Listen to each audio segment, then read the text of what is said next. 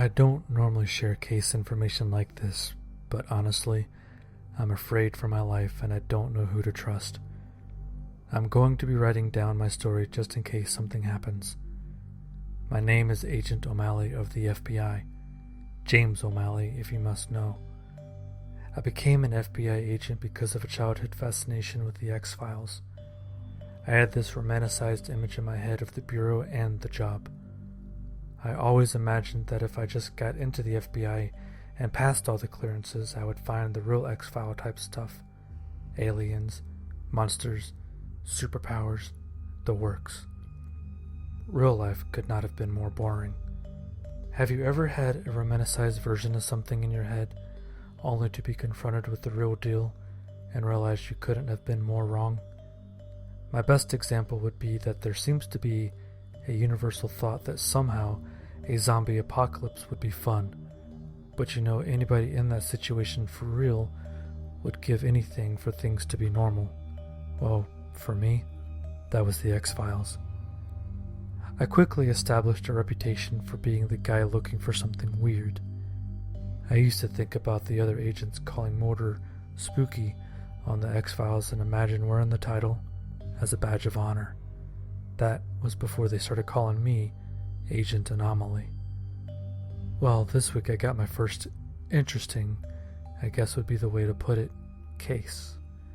It's hard to take an interest in your work when 9 times out of 10 there are bodies involved. But this case, this one is really different. I was at my desk filling out some paperwork on a missing persons case we had just finished up to Massachusetts. We found the boy at any rate. Parents called him in missing, and 3 days later he showed up disheveled on the front step, mumbling about a hooded man, a taxi, and forgetting to burn some rope. I really must look into that more one day. I began to hear talking in the hall and was able to see my boss with the coworker who was giggling and pointing towards me. I could almost see his lips forming Anomaly. Prick. I had come to be a loner in the department, and the snickering outside of my office was a common occurrence. I tried to focus on my paperwork and block out the two outside. A murder with no victim. The case folder hit my desk with a thud. The words took me by surprise. I hadn't even noticed my boss actually enter my office. He laid a file down on my desk and walked out the door with the final thought. How's that for an anomaly? I flipped through the case file to see what he had meant. Burlington, Vermont. 4 bodies found. No missing persons reported. The bodies were all roughly the same size and age, although it was harder to tell since the heads were missing. Apart from the missing heads, the necks were healed completely. It looked as if there was never a head at all. The skin was smooth, healed right across the shoulders. Dealing with such a low population area and 4 bodies over the past 3 months, it was easy to understand why my boss said there was no victim. Most murders come along with a slew of missing persons reports, and it all comes down to figuring out which missing person we had found. But apparently, the town was completely unaware that there was even a problem. I had found my first X-File. I could hardly contain my excitement. Something had happened, something unexplained, and I was being sent to figure it out. Maybe there really is more to the Bureau than I currently know about, and this is only the beginning. I left early the next day for Vermont. I hardly packed, not that I had much to pack anyways. A few sets of clothing and my laptop were all I needed to go out of town. As I rolled into town, everything was eerily calm for a place with an apparent serial killer on the loose. I went right to the police station, eager to get started. My hotel room could wait. The town was cold. A light snow remained on the edges of the sidewalks. The large lake visible at the bottom of the hill was decorated with ice nearly all the way across, and it was reflecting the setting sun into beautiful patterns across the buildings. The police station was a red brick building off of a busy street in the center of town. I walked right into the lobby, showed my credentials, and was promptly escorted to the basement where they had the bodies on ice. "Agent O'Malley, it's a pleasure." A short man in a white lab coat came waddling over to me when I entered the room. "This is an odd case for sure. Never seen anything like it." The man was overweight, and you could almost hear him getting out of breath just making it through that statement.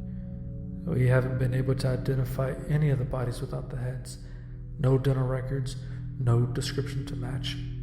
We ran all their prints and DNA, but nothing is on file. Apparently, they had clean records." As I took a look at the first body, I was fascinated by the spot where the head should be. I simply could not fathom what was going on there. There were no stitches, no burns, and no way I could see that it was repaired. It simply looked like the person was born that way, without a head. "Have you determined why they appear to have been born headless?" "No. Clearly I wasn't the first person to come in and look at these bodies. He knew what I was going to ask. Nothing abnormal with any other part of the body either. We ran full autopsies on the other 3. "Thanks, Scully," I joked under my breath, perhaps just a bit too loudly in the silent room, judging by the sour look he gave me. "Can you tell me where these bodies were found? Who found them?" "That's the weird thing. 3 of them were found dumped on the lakeshore, but the 4th, it was found in the station."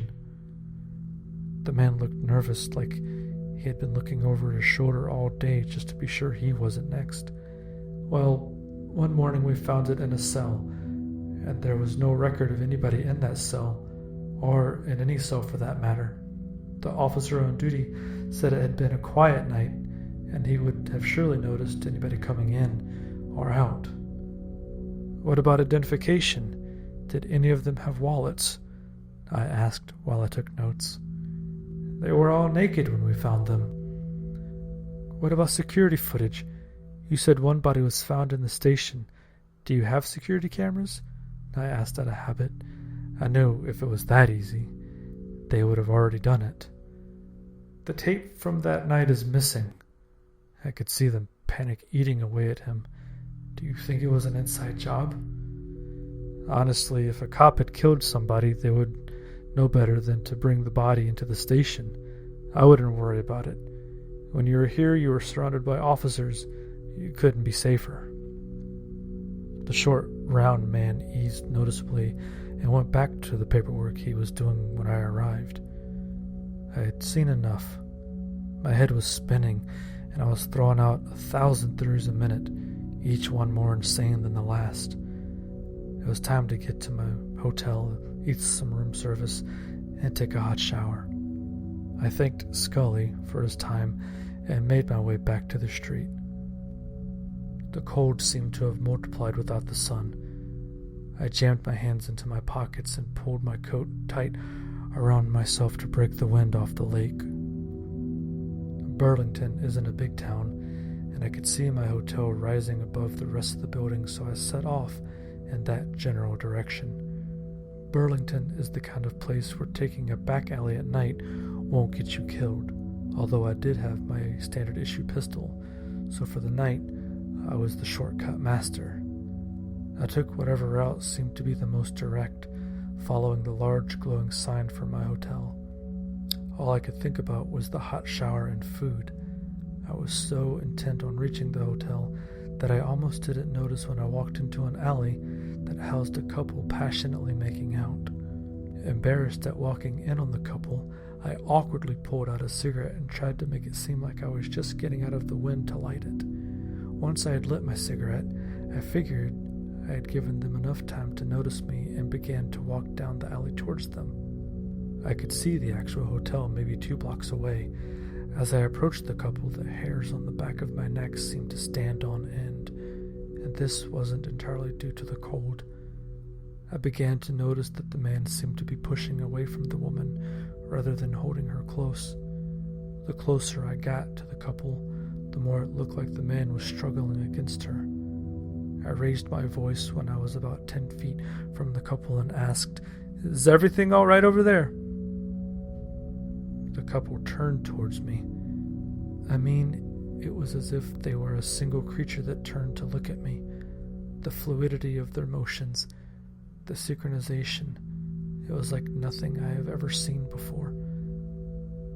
That was when I noticed that the man's face almost seemed to be attached to the woman's. I stared in shocked silence as the man's face looked as if it was getting pulled into the woman's. After a few stunned seconds, I found myself and pulled out my sidearm. "Let him go!" I yelled at the woman. The man's head appeared to be melting. He half-heartedly tried to pull away, and you could see his skin stretch out like a plastic bag. His facial features were disappearing into the muck that was once his face, and it was all flowing into the woman's mouth. His arms had stopped struggling and were now hanging limp.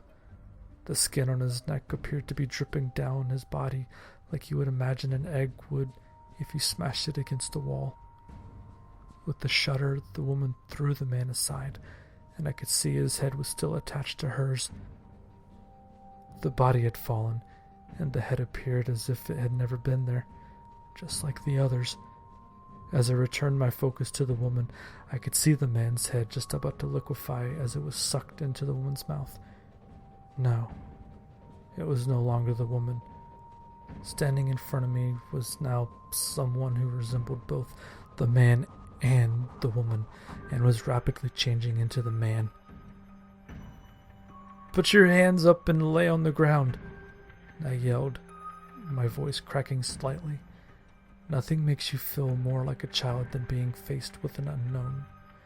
The now man stood before me, and he opened his mouth like he was screaming at me, but no sound came. I raised my sidearm, aiming at his head, and then I heard it. I heard a scream, silent at first, growing louder by the second, but it was just in my own head. I heard the scream like it was my own thought. Soon it was so loud I couldn't focus. I couldn't hear myself think. I couldn't see what was going on. The screams seemed to multiply, and soon I was crumpled on the ground. When the screaming stopped, my vision slowly cleared and I was alone in the alley. I could see the man at the top of a nearby building looking down at me. 4 more had joined him, and they were all silently screaming. The group closed their mouths in unison and turned together, perfectly synchronized, and walked away. I was sitting in a haze. I called for backup and told them I had found a body. I can't get the transformation out of my head. She killed the man. She absorbed his head, and then she became him. We won't be able to tell who he is. That thing took his clothes. He had no identifiable markings or tattoos of any kind. Without his head, we will have no description or dental records, and in a smaller college town like this, the chances of having his DNA on record are unlikely. I could see the police lights on the street behind me casting a red and blue glow over the scene. The local officer heading up the investigation asked me a few questions about how I had gotten there while he confirmed my credentials against their database. While the officer was punching in my information, I began to think about the implications of what I had just seen. There was now an imposter in town, apparently multiple. Without being able to identify the man, he could be living, working, sleeping next to innocent people who have no idea what he really is. I can't trust anybody. It is best to leave the official story at finding the body and investigate further myself. I'm going to keep updating as I continue this investigation. Until next time, be careful. I'm not sure if this is a localized event or not. Perhaps there are many more bodies we simply haven't found. Perhaps there are already more of them than there are of us.